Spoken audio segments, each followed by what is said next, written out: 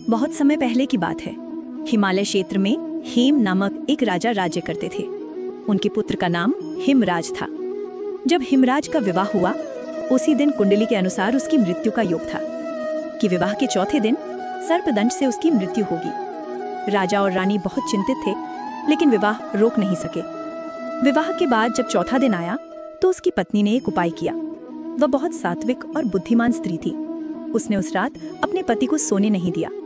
उसने घर को दियों से सजाया, हर कोने में दीपक जलाए और कथा भजन कहानियां सुनाने लगी ताकि पति जागे रहे। रात भर वो भगवान यमराज की स्तुति करती रही। जब आधी रात बीती, तभी यमराज ने सर्प के रूप में आकर हिमराज को डसने के लिए प्रवेश किया। लेकिन उन्होंने देखा घर के चारों ओर दीपक की ज्योति, पवित्रता और भक्ति का वातावरण है। उस धर्मपरायण स्त्री की श्रद्धा देखकर यमराज का हृदय पिघल गया। उन्होंने कहा, हे सुशील स्त्री, तुम्हारी भक्ति से प्रसन्न होकर मैं तुम्हारे पति का जीवन दान देता हूँ। इस दिन से जो भी स्त्री श्रद्धा से यम के नाम का दीपक जलाएगी, उसे अकाल मृत्यु का भय नहीं रहेगा। इसीलिए उस दिन यम का दिया जलाया जाता है।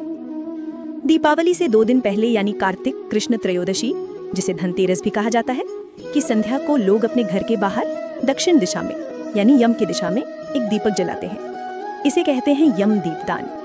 महत्व: यह दिया अकाल मृत्यु से रक्षा करता है। यह परिवार की दीर्घायु और सुख शांति के लिए निकाला जाता है।